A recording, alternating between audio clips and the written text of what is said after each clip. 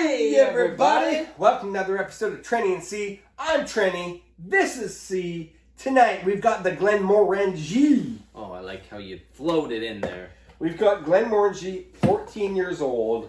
This is the Quinta Ruban.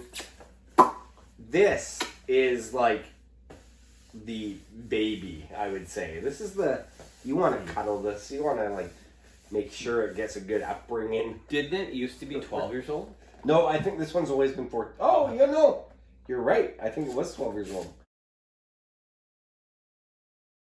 So it's matured. So they've also matured the age of this one. One thing that's kind of cool about this, when I originally bought this, I was in South Africa and I wanted a like, what do you call it, a duty-free dram. Sure. And at the time I had never tried Glenmorangie, what's it Quinta called? Ruban? Quinta Ruban. And so I brought it home, sitting in my backyard with my dad. And of course I poured him a pint of this stuff. Of course. And it ended up being his favorite of all time. Right. And so ever since, like, this is a relatively mid-range in the sense of price. Yeah.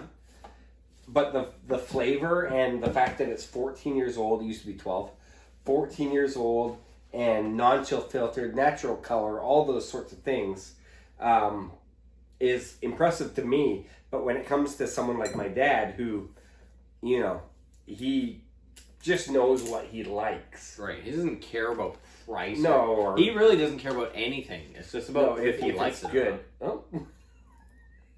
The plastic part didn't come off. It just came off with the cork.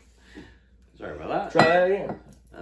If I can get the plastic. Carry on with your story. Anyways, we ended up crushing this bottle in a couple of hours.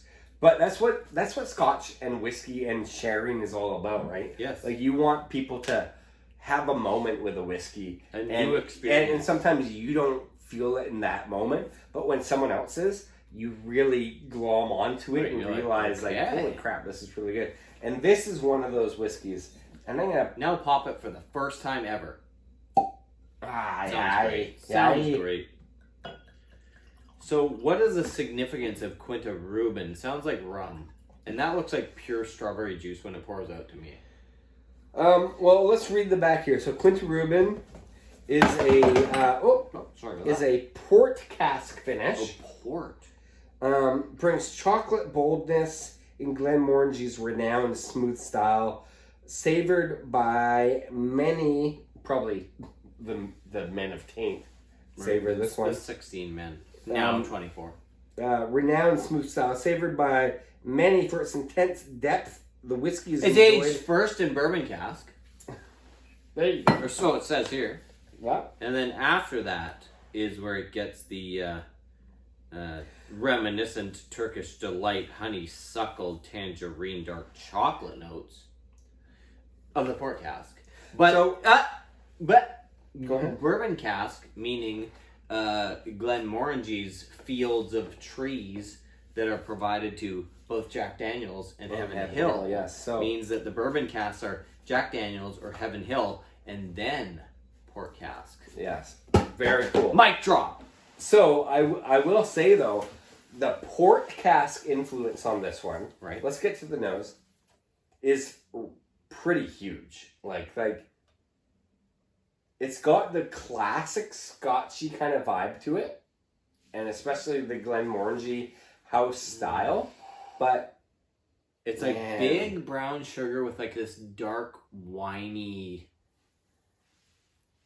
note to it. Yeah, and that's exactly right. Like, there's a little bit of like sea salt and chocolate and like, but there's still like it's like when you have that. It's got a milk chocolatey kind of thing, doesn't it? A milk chocolatey thing, but it's like that fruit nut kind of like milk chocolate, you know? Like, it's a little bit of like the almond kind of dust and like. Oh man, there's a nose on here that you can dig into. With a bourbon cask brown sugar.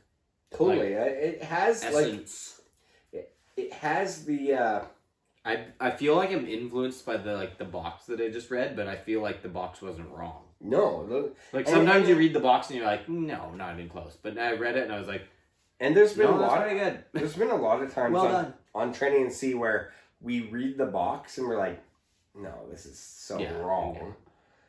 Yeah. And then we talk to people that are like, yeah, you're right. That was like not right at all. But this, I think, hits the nail on the head because it has a lot of those like kind of darker, fruity, winey kind of casks. Yeah. But there's a little bit of a spice on the finish too. Let's drink it. Let's taste it. Again, 14 years old in the cask. I like that it has a bit of this like musty, dusty cardboard kind of thing to it as well. Yeah. Like and actually, it's like it's pretty big. Like it's pretty like I would say potent on the. It's 46%, so it's not shying away from the alcohol percentage. No, I think that's like the sweet spot. But to me, it's like it has this really nice, like yeasty cardboard. Like I know it's only 14 years old. Like not only, but like it has this like it tastes like it's aged longer than it even says. Mm-hmm. Like 14 years is plenty. Like if you think back, we were 26 years old when this was made, which is crazy. But that being said, it's like this thing tastes like it's like 21 plus years old. Yeah, it really does showcase what Glenmorangie can do. Like there's a musky, casky, agey. It reminds me too, like of like. It's good. Have you ever seen, or have you ever tried, a hot chocolate with red wine poured into it? No, but that sounds actually kind of good. It's actually delicious. Yeah.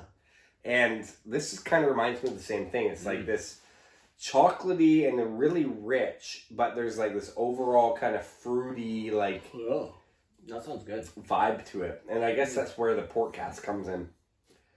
Because port is generally pretty sweet. Yeah. And this isn't overly sweet necessarily. But it's got that thick richness to it as well. It's got that... For lack of a better word, it's got that red vibe to it. It's got that red alcohol vibe. But this does have like a... Really good. Neon... But it is like quite orange, rich almost looking. red. Like look at that color. Ruby. So I would say the general... So do you agree with your dad's obsession with Quinta Ruban? I can see why you would... Because in reality, this is about $85 a bottle. We should have Gary on for a Quinta Ruban review. Totally. But this is about $85 a bottle, and there's been a lot worse whiskeys out there for that price, right? So... Dozens. 46%. Interesting cask finish. For sure. A general... overall good spirit in the bottle. I can't disagree. So, I would say, yeah, it's good. It's good. Well, click like, subscribe, leave a comment, follow us on @TrennyandC on the socials, that being Instagram and TikTok, and even you can find us on the Twitter. And tell a friend. And hey, enjoy your whiskey.